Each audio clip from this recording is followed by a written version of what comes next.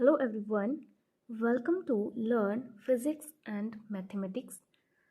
आज की इस वीडियो में हम डिस्कस करेंगे प्रोजेक्शन ऑफ अ वेक्टर्स। तो प्रोजेक्शन एक्चुअली होती क्या है?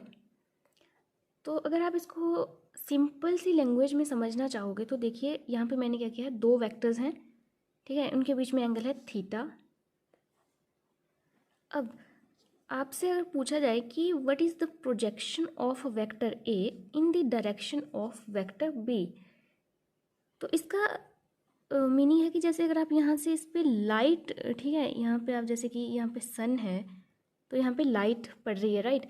तो नीचे क्या होगा, इसकी एक शेडो बनेगी, वो इस तरह से बनेगी, देखिए इतने डिस्टेंस पे। ये जो डिस्टेंस है इसे बोला जाता है projection of a vector A in the direction of vector B. अब इसको निकालने का फॉर्मूला है, वो है देखिए, projection of a vector A in the direction of vector B, ये होती है हमारी vector A dot vector B upon magnitude of vector B. या फिर इसको एक्चुअली जो लिखा गया होता है वो होता है हमारा वेक्टर ए, साथ में क्या होता है, जो हमारे बी वेक्टर जो है इसकी डायरेक्शन में यूनिट वेक्टर क्या होता है, इसका बी कैप यूनिट वेक्टर होगा, राइट। तो इस तरह से इसको लिखा जाता है। तो यहाँ पे कई बार कन्फ्यूज़न हो जाता है, तो इसको इस तरह से फिर लिख दिया जाता है कि vector A dot vector B upon magnitude of vector B, क्योंकि जो हमारा बी कैप जो यूनिट वेक्टर है उसकी वैल्यू ही ये होती है vector B upon magnitude of vector B.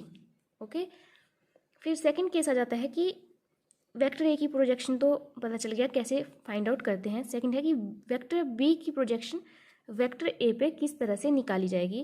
तो इसमें एक्चुअली क्या है कि जिस वेक्टर की हमें प्रोजेक्शन फाइंड आउट करनी होती है, ठीक है, तो उसकी प्रोजेक्शन हम दूसरे वेक्टर पे जो देख रहे हैं उसको हम ग्राउंड मान के चलते हैं। जैसे कि अब बी की अगर हमने ए पे देखनी है तो जो वेक्टर ए है इसको हम ग्राउंड मान के चलेंगे, और यहाँ पे क्या है, ऐसा सोचेंगे कि यहाँ पे हमने लाइट ऑन कर दी और यहाँ से देखेंगे कि इसकी एक शेडो किस तरह से जो है इस वेक्टर पे पड़ी।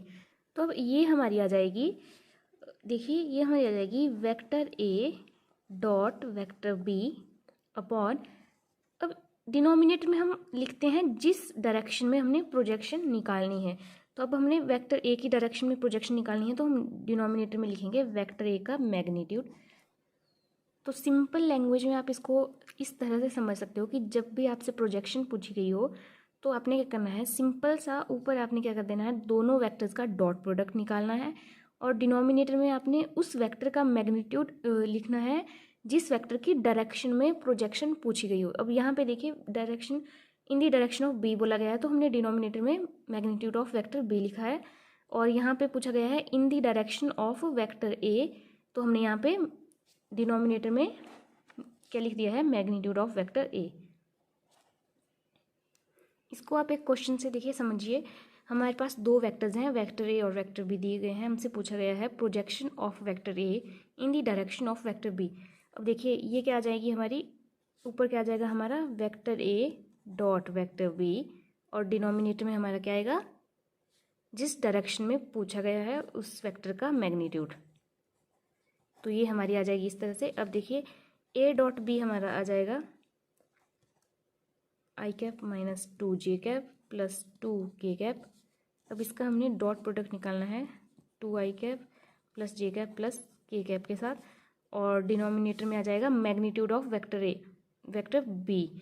तो इसका मैग्नीट्यूड क्या आएगा हमारा, मैग्नीट्यूड मैंने आपको बताया था क्या होता है, जैसे वेक्टर आर होता है उसका मैग्नीट्यूड क्या आता है हमारा X square plus Y square plus Z square under root. Okay, तो यहाँ पे क्या आ जाएगा, 2 का स्क्वायर हमारा आ जाएगा 4, 4 प्लस 1 प्लस 1 कितना हो गया हमारा 4 5 6, तो आ जाएगा हमारा अंडर रूट 6। ओके, तो ये हमारा यहाँ पे आ जाएगा अंडर रूट 6। तो अब यहाँ पे इनको कैसे करते हैं, आई के साथ जो टर्म होती है उसको मल्टीप्लाई किया जाता है आई के ही साथ जो हमारा स्केलर है। तो ये आ जाएगा देखिए 2 इंटू 1 हमारा आ जाएगा 2, साथ में क्या आ जाएगा, अब यहाँ पे माइनस है तो -2 इंटू 1 आ जाएगा -2, साथ में plus 2 into 1 plus 2 upon root 6। तो यहाँ से 2 से 2 कैंसिल हो गया, और ये हमारा आ गया 2/√6। तो इस तरह से जो है प्रोजेक्शन निकाली जाती है। अब ये तो आपको मल्टीप्लाई करना आता ही होगा। डॉट प्रोडक्ट कैसे करते हैं, हम क्या कहते हैं आई का आई के साथ, ठीक है, प्रोडक्ट करते हैं, फिर उसके बाद जे का जे के साथ, और फिर क्या होता है कि जो आई डॉट आई है वो हमारा क्या होता है 1 होता है। तो इसलिए हम इसके साथ जो कांस्टेंट जो बचता है हमारे पास उसी को लिखते हैं, ठीक है। सिमिलरली जो है आप projection of be in the direction of vector ए भी फाइंड आउट कर सकते हो। लास्ट लेक्चर में हमने बोला था कि हमने एंगल बिटवीन टू वेक्टर्स को भी डिस्कस करना है और प्रोजेक्शन डिस्कस करना था। प्रोजेक्शन मैंने आपके साथ डिस्कस कर लिया। अब नेक्स्ट हमारे पास बचता है last angle between two vectors. अब देखिए दो वेक्टर्स हैं, उनके बीच में एंगल है थीटा। अब इसको अगर हमें फाइंड आउट करना हो तो कैसे फाइंड आउट करते हैं।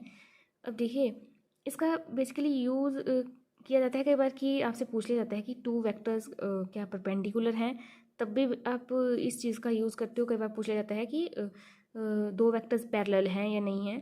बाकी कई बार एंगल भी पूछ लिया जाता है कि दो वेक्टर्स के बीच में कितना एंगल होगा। तो अब देखिए कैसे आएगा। वेक्टर ए डॉट बी जो हमारा होता है वो होता है magnitude of vector A into magnitude of vector B cos theta.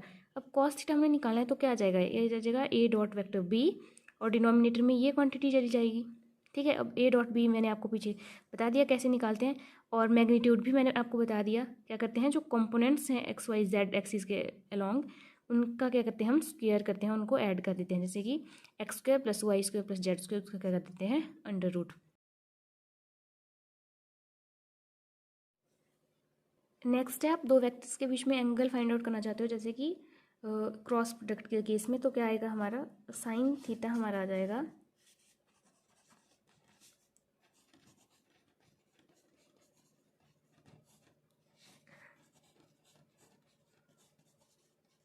Magnitude of A cross B upon magnitude of A into magnitude of B. अब ऐसा इसलिए होता है क्योंकि देखिए जो ए क्रॉस बी है वो हमारा क्या है, एक वेक्टर क्वांटिटी हमें देता है। तो वेक्टर क्वांटिटी का फिर हम मैग्नीट्यूड लेंगे तभी हमें एक रियल नंबर मिलता है, ओके। तो और जो ए क्रॉस बी है उसको कैसे फाइंड आउट करते हैं हम, आई कैप जे कैप के कैप, और फिर क्या करेंगे जो ए और बी के कंपोनेंट्स हैं उनको यहाँ पे लिख देंगे, और फिर यहाँ से हमें एक जो है नया वेक्टर मिलता है जो इन दोनों वेक्टर्स के क्या होता है परपेंडिकुलर होता है। फिर जब हम इस चीज़ का जो मैग्नीट्यूड निकालेंगे, ठीक है, वो मैंने यहाँ लिखा है, इस तरह से जो है हमें एंगल मिल जाता है। तो आज जो है अब हमारा जो वेक्टर है वो कंप्लीट होता है। नेक्स्ट वीडियो में हम नेक्स्ट चैप्टर को डिस्कस करेंगे। Thank you.